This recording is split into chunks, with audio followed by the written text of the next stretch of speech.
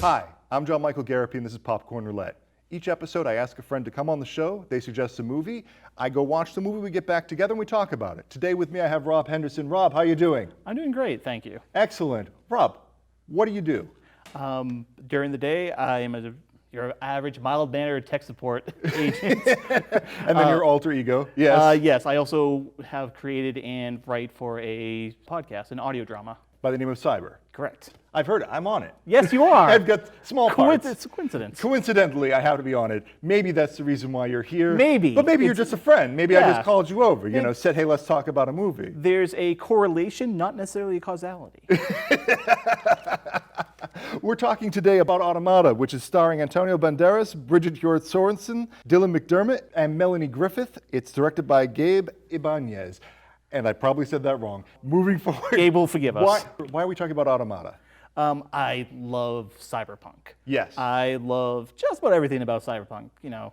I love the dystopian feel of it, the idea of interesting technology that doesn't necessarily improve our lives at all, but Right. it still happens. Because much of this is like right around the corner. Unlike Yeah. a lot of far-flung star stuff that we end up seeing, this is stuff we'll be dealing with in 50 years. I think even less for a lot of it. All the technology there, for a lot of it, it's actually moved backwards a bit, because one of the big things about the movie was, there's this big radiation storm from the sun that knocked out most of our satellites and most of humanity, in fact. And they seem to be reduced to a lot of primitive forms of communications. They're basically pagers, I think. Actually, they're using bit matrix printers to communicate with each other, which seems like a waste of paper. I don't know how they get their hands on so much paper, or that's the better technology. Well, I guess when all the trees died, they left a bunch of just paper laying everywhere around. to the point that that's what we're using now. Yeah, might as well. Hey, when we're talking about it, the beginning of this movie starts off with exposition, and it gets a little bit, it's exposition and then montage. I know a lot of other people complain about exposition at the beginning of the movies. What is your feeling about this? Is this necessary to get a movie across, or should this stuff evolve in the process of a movie? It's a bit of a dump. Yeah. They just throw a lot of information at you right away. And I can understand why a lot of people don't like that. Yeah. Honestly, for me, as long as it doesn't go on for too long, Right. I got it. I get a little bit of world building in it. Yeah. And they did I don't think it was strictly needed. I think they did a pretty good job. This is really interesting because I actually got the opposite experience. Because I ordered mine through YouTube and I watched it on YouTube. YouTube, for some strange reason, instead of showing the center of the movie at the very beginning where the exposition was, I saw a black bar, and I was like, "Oh, this is an interesting creative choice." They're forcing me to struggle to see what's going on in the background. It's it's all mystery and shaded in the past. I didn't understand exactly why they were doing that, and then later on, just happened to look at just an illegal copy just to check for a couple of scenes, and it's here's the exposition. It was right there the whole time. So I ended up with I didn't quite know a few of the smaller details, but That's most of the movie you just grasp, you know what I mean? Yeah. So it's interesting that they they covered much of the exposition in the movie, but the 99% of the world's population is dead. That actually, I didn't hit that, you know what I mean? Okay. So that did make some confusing parts. Did they bring that up during the course of the movie at some point? They never really talked about that later in the movie. And you never get this impression, well, see, this is not me, you're interviewing me by accident. But no. This is the setting that we're in is a dystopia. Giant holograms in the sky and a dirty environment, often wet. I mean, is it fair? At what point do we get to not compare movies to Blade Runner is what I'm asking. No, I think... Well, I think they did an interesting job because the first half of the movie is blatantly right out of Blade Runner. Right. If you put this scenes from there right next to Blade Runner, you'd be kind of hard to pick them apart, I think. Right. But the second half of the movie is dried out into a desert. Yeah.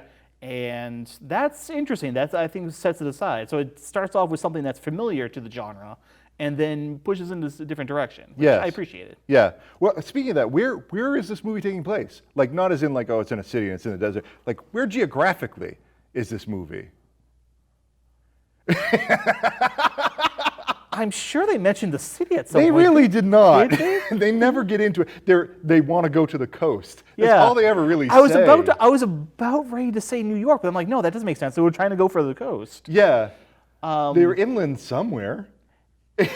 It was by Because a river. Because this movie is made by like a Spanish company. It's filmed in Hungary. It's cast as mostly speaking American, but of course there's Antonio Banderas in this with a Spanish accent. I think there's like maybe English accents kicking around too. I'm not sure. I'm not gonna. Don't hold me to that one, but. Crappy job. Quite the contrary. This is a very sophisticated job. I'd say it's a clocksmith.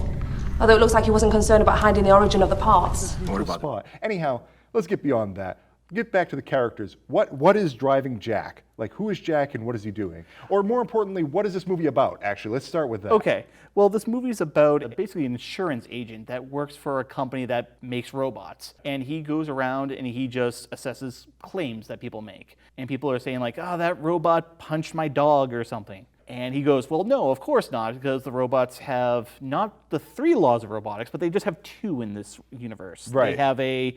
They cannot harm living things at all, and they cannot make modifications to themselves at all. And so basically he goes around and just double checks and makes sure that, the claims that people are making are false. It seems like that's very frequently the case, or the case of some kind of sabotage. We know that he has a child on the way. We know it's a little bit stressed about that. At least I got that impression. And then we see things go really weird because a police officer finds a robot repairing itself or making some kind of modification to itself. It's supposed to be one of the few things the robot's not ever supposed to do. Yeah, and it was that was such a weird rule to include, but they do explain it later on in the movie, which I actually really enjoyed. Yeah. But anyways, the cop sees the robot and completely overreacts because he just goes on and shoots the robot in the head. Like, there's no inquiry or anything. Doesn't bring it in, doesn't call for backup or anybody to come with him. Yeah, and initially, even the other police just kind of brushed this guy aside because they found out he's on a bunch of drugs, he has disciplinary problems. Yeah. But then the person that was doing the inspection on the robot did find a bunch of things off about it, different repairs on it, different parts that don't belong in it, and then found in its possession, is that the one that they found the battery on? Or was Found that like a nuclear battery on it, Yeah. which is supposed to be incredibly rare in this world. It's very rare in our world too, nuclear Yeah. batteries. That's But fair. like the rest of this movie, at least for the first 2/3 of it, is a quest to figure out who is teaching these robots to like disobey their ability to self-repair. Yeah, they call them clockmakers or clocksmiths. Clocksmith. Yeah. But more importantly, I completely forgot to actually have ourselves a snack of the day. This happens because we are so eager to jump into the movie. We're breaking up a little bit of the, listen to the sound of a fresh can of wasabi peas. Here you go, sir. yeah. Oh, yeah, there you go. There we go. Perfect snack to have at a movie theater. Yeah, we'll get back to this movie real quickly, but food needs to be eaten. Why peas? The thing I always wondered about wasabi peas is like, who decided that wasabi wanted to go on peas of all things? Green? I don't know. It's not like you don't have this for like the pea flavor. The peas are more or less just a dehydrated vessel for you to enjoy wasabi on. Let's get back to a previous question I was asking before we were talking about the plot. What is driving Jack? Why is this so important to Jack? Well, Jack wants a future, I think, more than anything else, because he sees the hopelessness that's taking over the city. Many times he's kind of yearning for the coast.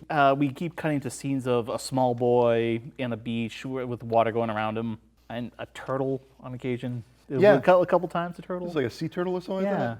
Was that his unicorn? I'm not sure. That was my first thought. Blade Runner. Look, Yeah. You gotta stop comparing this movie to Blade Runner. It ain't gonna look pretty for the movie if you keep doing that. That is true.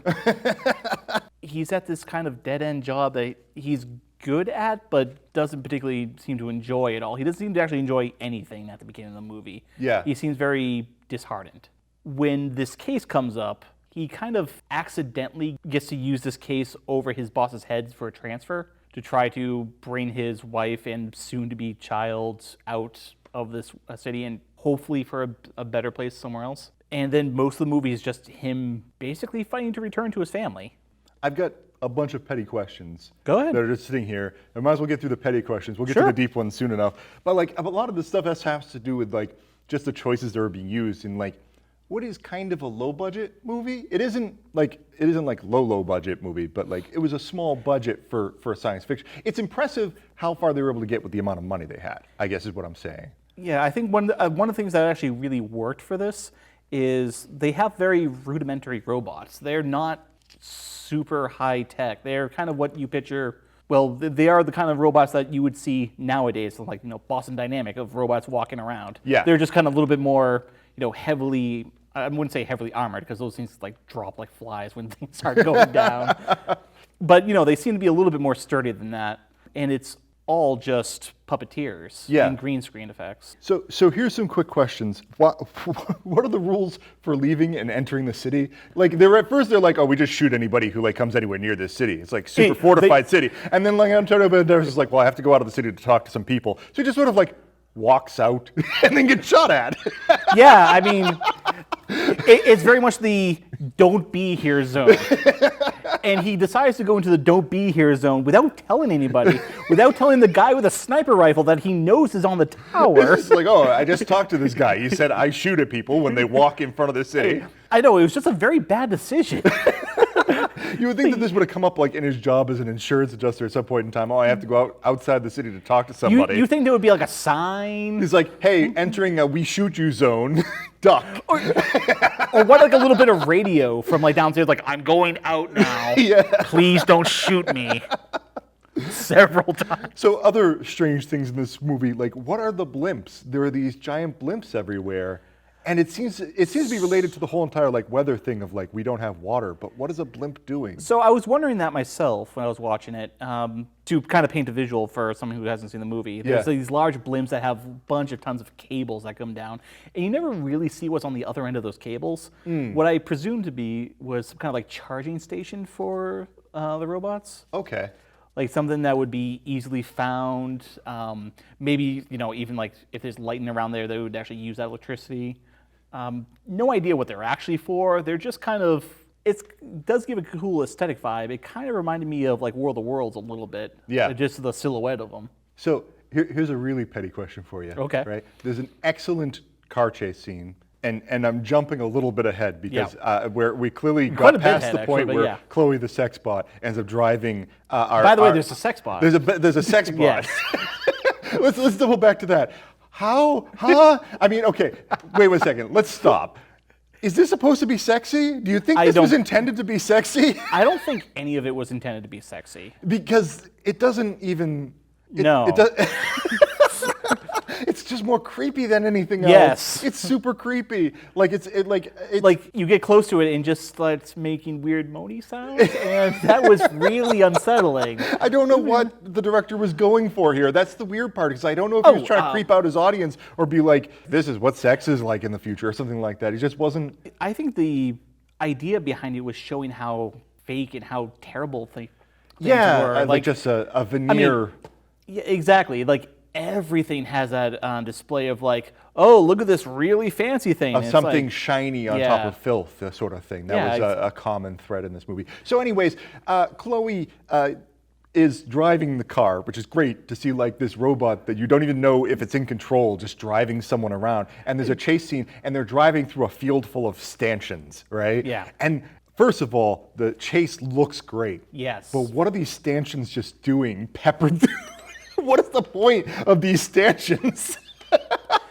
There was a lot of talk of like battling back the desert. Oh, good point. Early on. You think they were like places for soldiers to stand and shoot behind? I'm not sure what they were shooting, because the whole idea of battling back the desert. But like at the very beginning, where it's led no, to but I can believe, totally get it as like barbarians in a sense, trying to get to the city, and these were like the front lines. Yeah, that's nothing. Like at the first when they first described that, they're describing like pushing back the desert, ruin that's coming to the world. Yeah, like the actual decay of the soil. And then later on, you kind of find out, but no, they mean the people that are kind of trapped outside and want some form of shelter from the acid rain. Let's move forward. Jack goes into the desert with these robots, and he eventually finds the robot that is convincing all the other robots to actually repair themselves and make new robots. Yep. The problem with this thought process is that this will become an epidemic. The robots will continue to make robots, and they'll become the dominant species on Earth. Cleo, towards the very end of the movie, has to say that now I know why the rain has changed. And Jack asks her what she means, but she says, I don't think you'd understand. Why wouldn't Jack understand any of this stuff?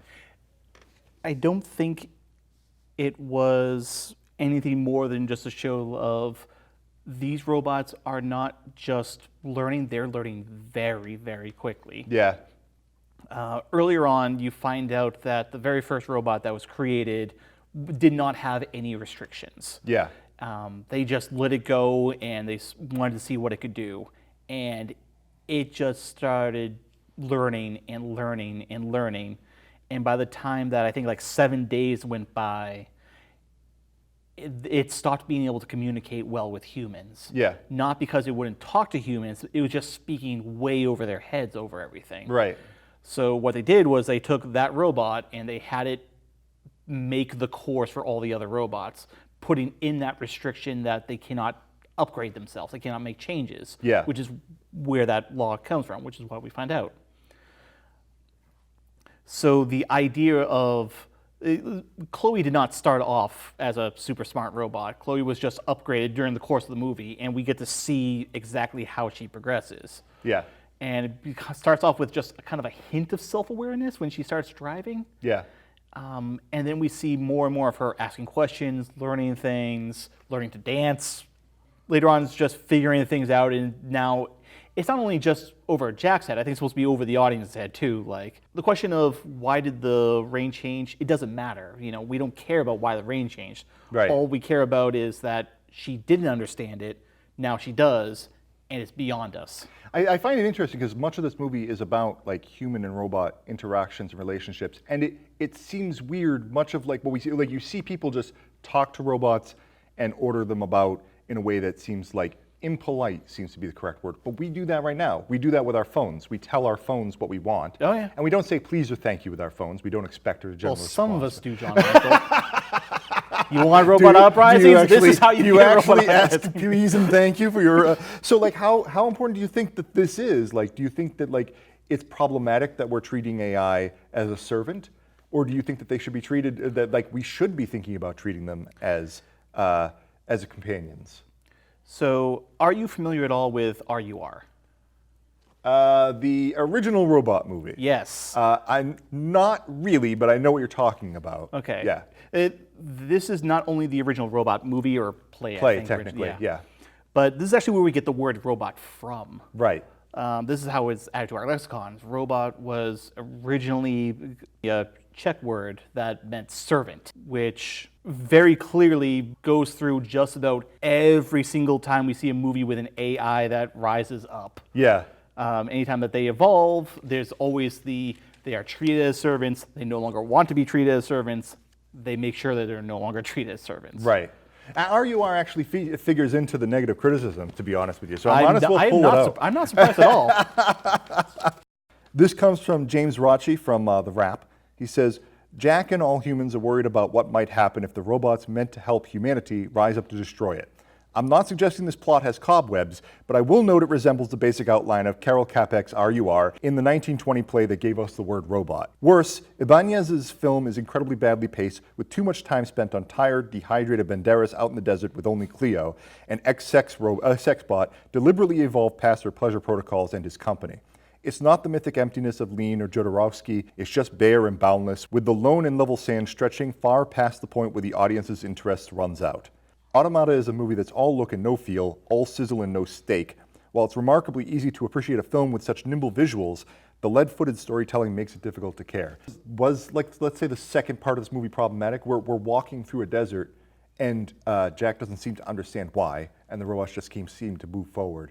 Is this wandering through the wilderness an effective part of the plot? Did you find it an effective part of the plot? I think I understand the criticism that it went on too far, and I'll agree with that. Yeah. I think that criticizing and calling it a padded out version of RUR makes sense. That's fairly accurate. It's kind of accurate for, as I mentioned before, everything. Like, RUR started this whole genre of AIs rising up. We literally had that before we had robots. Yeah. I will say that there's even a more blatant, favorably call it homage to it later on, where at the end, Jack gives them the chance to escape. It says, okay, well, you should go now, and kind of understands that humanity is kind of being replaced by them. Yeah. And he kind of gives them their blessing. They're they're not attacking us per se, but just their mere existence means we are the obsolete model. Right. Well, I mean, like towards the end, I'm calling him the clocksmith. I believe the IMDb calls him the blue robot, but he has to say that.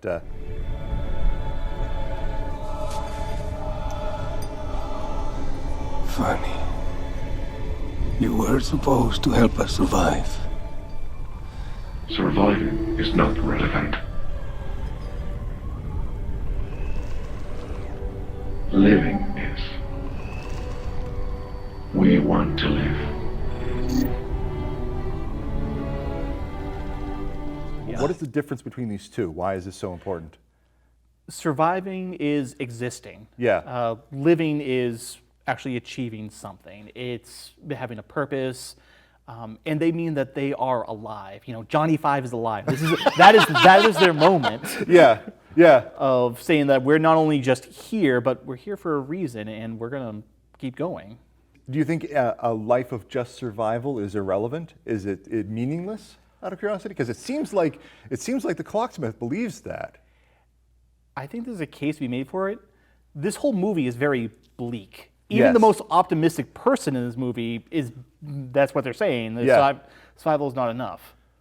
I guess that's the way to look at it. Survival is not enough. Right. That, you know, if you survive, It's not a matter of it not being useful. It's that you must search for something more. Is what it's coming down to. Here's another tough one, because the insurance company wants to shut this entire operation down because they are expecting an epidemic. We're supposed to be sympathetic towards the robots, though, because they have kind of done nothing wrong. They're just trying to live. But the thing as humans that we should be wanting is their destruction. So here's the question: can a great right be done by many different wrongs? Because that's what the insurance company's trying to do. Many wrong things. I think that the president of the insurance company thinks himself as doing the right thing. He's trying to be the protector of the human race. He is using these people. I call them people, and I'll actually stand by that. Yeah. That these people, the robots, these pilgrims are here to, save humanity. They're going to find out what's going on with the rain, fix it, push back radiation. I don't know. They're kind of ambiguous of how they expected robots to do that. Yeah. Kind of a tall order. They're robots, guys. But then on the other hand, they also disabled them. They made sure that they could not think anything past what humans could. So that kind of limited their ability to help. So of course the whole plan failed. Yeah. They were just used as manual labor when they could have been done so much more. Right. It's very classic misunderstanding of, we are afraid of this. We think it's going to hurt us. We end up creating this like a self-fulfilling prophecy about it because we try to get the initiative on it and make sure that it can't hurt us. We give them the reason to hurt us. We made them our enemy. And in a this sense. is something we've seen in sci-fi. This is something we've seen in real life plenty of times. Yeah. What do you think will happen when the singularity comes? Because we're looking at a date of approximately 2045, according to Ray Kurzweil, who's Google's director. He thinks that computers will be as intelligent as humans in 2045. How do we know they won't have an ego? What do you think is coming? Can you see down that future? I'm of the mindset that it's going to happen. Yeah. I don't think that there's any realistic way of stopping it. There's just slowing it down. Yeah. And do you think it's important to slow it down? No, not really. Yeah. I think that the idea of being ready for it is not to find John Connor and get ready for Skynet to fall down. Because we're going to be in a precarious position when this happens. We will be 60. You know what I mean? Yeah. That's the exact age where people are like, oh, it wasn't like the old days. Like, oh, things are all different now. I don't like it. I'm afraid of things, I don't like these damn kids on my lawn and these robot overlords.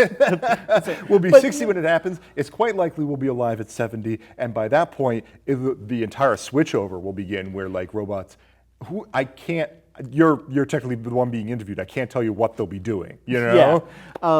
What I think is that we should be more focused on being better us. The lead by example idea. Because, in almost every modern interpretation of this idea, I'm thinking mostly right now Age of Ultron, which goes through this in like a minute's launch scene, but you've seen it so many times before, you don't have to worry about it. A robot gets on the internet, sees how terrible humanity is, says, nope, that's enough. Yeah. Once we create a life that is not strictly human, I think it's important to give them a reason to not hate us. Yeah. Of trying to be positive about it, of saying like, these are our children, these are our offspring, these are humanity plus plus. Would you sit on this as being the moral of the story? Do you think that that's actually what Gabe was trying to get at, Ibanez? I think so. I think that's definitely one of the ideas that's floating around in this. I think his moral was that if you can count, you can dance. That is that is true. That is a strong moral. I will also remind you that there's also the line that comes back. It's said at least twice that life will find a way, even here. Yeah. So the movie goes full Jeff Goldblum a couple times. That's the first thing I thought. I was just like, is it Jurassic Park? Does he realize I think they're that the audience is going to think of Jeff Goldblum when he says this? Yep. It's very strange. Anyhow, we're out of time, unfortunately. Okay. But it was great having you over. Click like on this video or subscribe or any of those things. It was great having you on, Rob. Thank you. Here, shake my hand. I will. It was great having you on. Thank you, sir. You'll have to come on again. Take care, everybody. Take care. Anyhow, wasabi.